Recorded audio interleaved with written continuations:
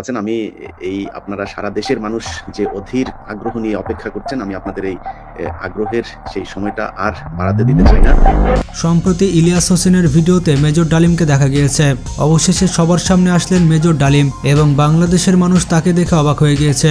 একটা কোশ্চেনের উত্তর নেই যে শেখ মুজিব বেশি খারাপ মানুষ ছিল না শেখ হাসিনা বেশি খারাপ ছিল স্যার?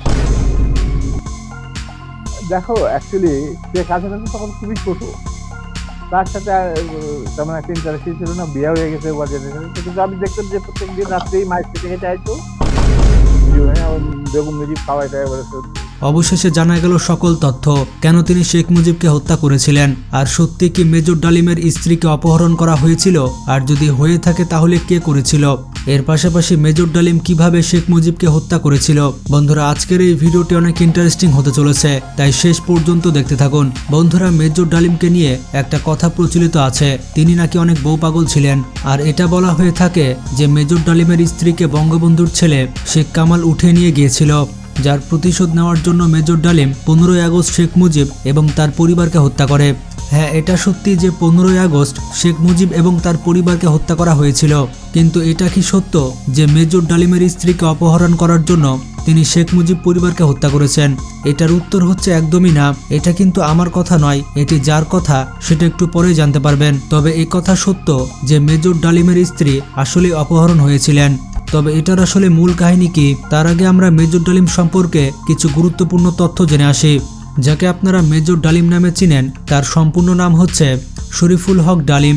তিনি জন্মগ্রহণ করেছিলেন 1946 সালে। মুক্তিযুদ্ধে অবদানের কারণে তাকে বীর উত্তম খেতাব দেওয়া হয়েছিল, কিন্তু তিনি যার নেতৃত্বে যুদ্ধ করেছিলেন তার সম্পূর্ণ পরিবারকে হত্যা করার কারণে তিনি সবকিছুই হারিয়ে ফেলেছেন। তিনি মুজিব পরিবারকে হত্যা করার পর নিজেই বেতারে সেটি ভাষণ দিয়েছেন, আর এটি হচ্ছে তার বক্তব্য। মেজর ডালিম বলছি, অদ্য সকাল হতে খন্দকার মুশতাক আহমেদের বলিষ্ঠ নেতৃত্বে সামরিক বাহিনী ক্ষমতা দখল করিয়াছে। শেখ মুজিব ও তার খুনি দুর্নীতিবাদ সরকারকে উৎখাত করা হইয়াছে। এখন হতে সারা দেশে সামরিক আইন জারি করা হলো।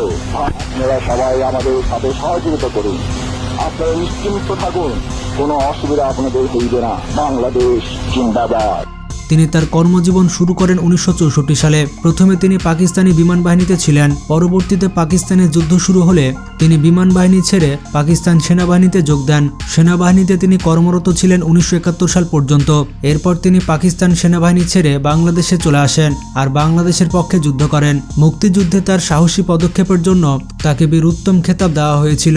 আর শেখ মুজিব পরিবার হত্যার নেপথ্যে তিনি জড়িত ছিলেন। মূলত তারা 12ই আগস্ট ঠিক করেছিল যে 15ই আগস্ট শেখ মুজিব এবং তার পরিবারকে হত্যা করা হবে।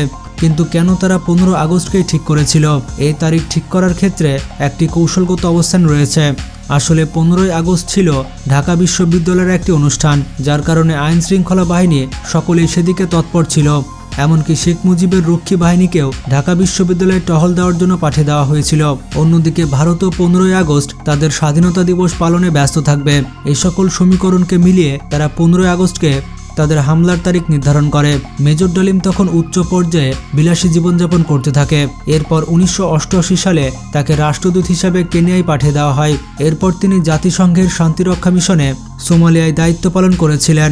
এরপর 1995 সালে তিনি এই চাকরি থেকে অবসর নেন। আর আওয়ামী লীগ সরকার গঠন করার আগেই তিনি বাংলাদেশ ছেড়ে পালিয়ে যান। আর তারপর থেকে মেজর ডালিমকে আর তেমন দেখা যায়নি। তিনি কোথায় আছেন সেটাও কেউ জানে না। তবে ইলিয়াস হোসেনের ভিডিওতে আসার আগে 3 বছর আগে তার একটি ছবি ভাইরাল হয়েছিল। 3 বছর আগে তিনি একটি লাইভ করেছিলেন। এটি হচ্ছে সেই লাইভের ভিডিও। আর এখন সবাই স্পষ্ট হয়ে গেল যে মেজর ডালিম বেঁচে আছে, কিন্তু তিনি এখন কোথায় আছেন সেটার সঠিক তথ্য কেউ জানে না। ধারণা করা হচ্ছে তিনি ইউরোপের কোনো দেশে নাম পরিচয় গোপন করে বসবাস করছেন। তো এবার আমরা জেনে আসি মেজর ডালিমের স্ত্রীকে শেখ মুজিবের ছেলে কিডন্যাপ করে ধর্ষণ করেছিল, এটার সত্যতা কতটুকু এই বিষয়ে জেনে আসি। সোশ্যাল মিডিয়াতে যেমনটা বলা হচ্ছে, শেখ কামাল নাকি মেজর ডালিমের স্ত্রীকে তুলে নিয়ে গিয়ে ধর্ষণ করেছিলেন। তবে আমি জানি না এই মিথ্যা তথ্যটি কিভাবে ফুটে উঠল। এখন আপনি প্রশ্ন করতে পারেন, আমি কিভাবে জানলাম যে এই তথ্যটি একদম মিথ্যা?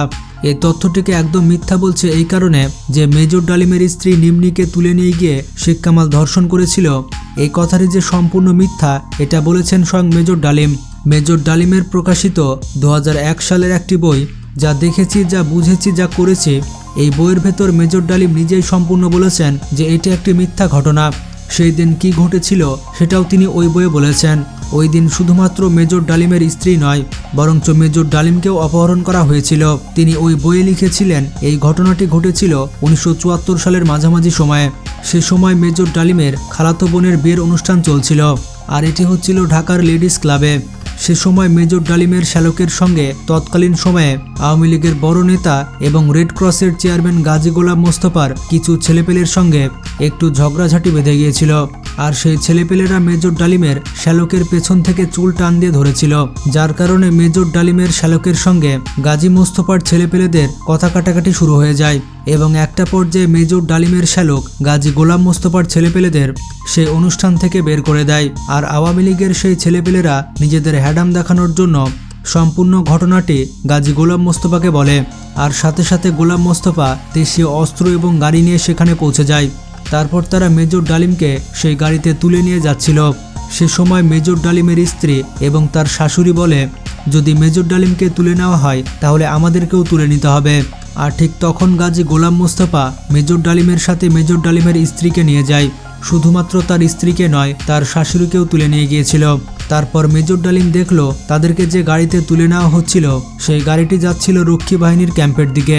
তখন তিনি বুঝে গিয়েছিলেন সেখানে তাদেরকে নিয়ে যাওয়া হলে তাদের সাথে কি করা হবে। তিনি এবং তার পরিবার সেখানে গেলে সেখানে মারা যাবেন, এটা তিনি বুঝতে পেরেছিলেন। তখন মেজর ডালিম বুদ্ধি খাটিয়ে বলেছিলেন, গাজী গোলাম মোস্তফা, আপনি যে আমাদেরকে তুলে নিয়ে আসলেন এটা কিন্তু সে সময় পাবলিক স্বচক্ষে দেখেছেন। এই কথাটি শুনে গাজী গোলাম গাড়িটি ধানমন্ডির দিকে ঘুরে নিয়ে যান এবং শেখ মুজিবের ধানমন্ডি 32 নম্বর বাড়ির দিকে নিয়ে যান এবং সেখানে গিয়ে গাড়িটি থামানো হয় এবং সেখানে কিছু গণ্যমান্য ব্যক্তিদের উপস্থিতি লক্ষ্য করা যায়। সেই বইয়ে মেজর ডালিম উল্লেখ করেছিলেন কিছুক্ষণ পরেই শেখ কামাল এবং শেখ রেহেনা চলে আসে এবং তারা দুইজন মেজর ডালিমের স্ত্রী এবং তার শাশুড়িকে তাদের বাড়ির ভেতরে নিয়ে যান। মেজর ডালিমের স্ত্রীকে তুলে নিয়ে যাওয়ার ক্ষেত্রে শেখ কামালের অবদান ঠিক এতটুকুই, বরঞ্চ এই ঘটনার সাথে শেখ কামালের কোনো সম্পৃক্ততাই নেই, বরঞ্চ সম্পূর্ণ ঘটনাটির পেছনে ছিলেন গাজী গোলাম মোস্তফা। গাজী গোলাম মোস্তফা সে সময় মেজর ডালিম এবং তার পরিবারকে কিডন্যাপ করেছিল। এটা শেখ মুজিব দেখেছিল, কিন্তু তিনি কি সে সময় বিচার করেছিলেন? কেউ কেউ বলেছে বিচার করেছেন, আবার কেউ কেউ বলেছে বিচার করেননি এবং ধারণা করা হয় এটার বিচার আসলে শেখ মুজিব সেদিন করেননি। আর এর কিছু প্রমাণও রয়েছে। যদি বিচার হয়ে থাকতো তাহলে এই ঘটনার পরও কেন গোলাম মোস্তফাকে রেড ক্রসের চেয়ারম্যান রাখা হয়েছিল? একেই তো এই ঘটনাটি ঘটেছে একজন মেজরের পরিবারের সাথে, তার উপর তার কোনো বিচারও করা হয়নি। এই কারণে এই বিষয়ের ওপর অনেক আর্মিরা ক্ষিপ্ত ছিল। আর এই ঘটনার মাধ্যমে শেখ মুজিবের উপর ক্ষিপ্রতা এবং রাগ ক্ষোভ সৃষ্টি হয়েছিল। এখানে মেজর ডালিমের একটি ইন্টারেস্টিং ফ্যাক্ট রয়েছে। যখন শেখ মুজিবকে সপরিবারে হত্যা করা হয়েছিল তখন তিনি কিন্তু অনেক ক্ষমতার অধিকারী ছিলেন। তখন তিনি চাইলে গাজী গোলাম মোস্তফাকে শেষ করে দিতে পারতেন, কিন্তু তিনি এতটাই চৌকস ছিলেন যে তিনি এটা করেননি। কারণ হিসেবে তিনি বলেছিলেন তিনি যদি এটা করতেন তাহলে সবাই ভাবতো এটা মেজর ডালিম তার ব্যক্তিগত আক্রোশ থেকে এমন ঘটনাটি ঘটিয়েছে এবং সবাই ভাবতো শেখ মুজিবকে মেজর ডালিম পার্সোনাল রিভেঞ্জ নেওয়ার জন্য মেরেছে, এমনটা যাতে কেউ না মনে করে। এর জন্য তিনি সে সময় গাজী গোলাম মোস্তফাকে ছেড়ে দেন। পরবর্তীতে গাজী গোলাম মোস্তফা ইন্ডিয়াতে গিয়েছিল এবং সেখানে একটি গাড়ি অ্যাক্সিডেন্টে মারা যায়। এটাই হচ্ছে মূল কাহিনী যেটা মেজর ডালিম তার লেখা বইয়ে লিখেছিলেন। তো বন্ধুরা, এতক্ষণ আপনারা মেজর ডালিম সম্পর্কে অনেক কিছু জানতে পারলেন। ভিডিওটি সম্পর্কে কোনো মতামত থাকলে কমেন্ট করে জানাতে পারেন, আর ভালো লাগলে বেশি বেশি শেয়ার করতে পারেন। আজকে পর্যন্ত ভালো থাকবেন, টেক কেয়ার।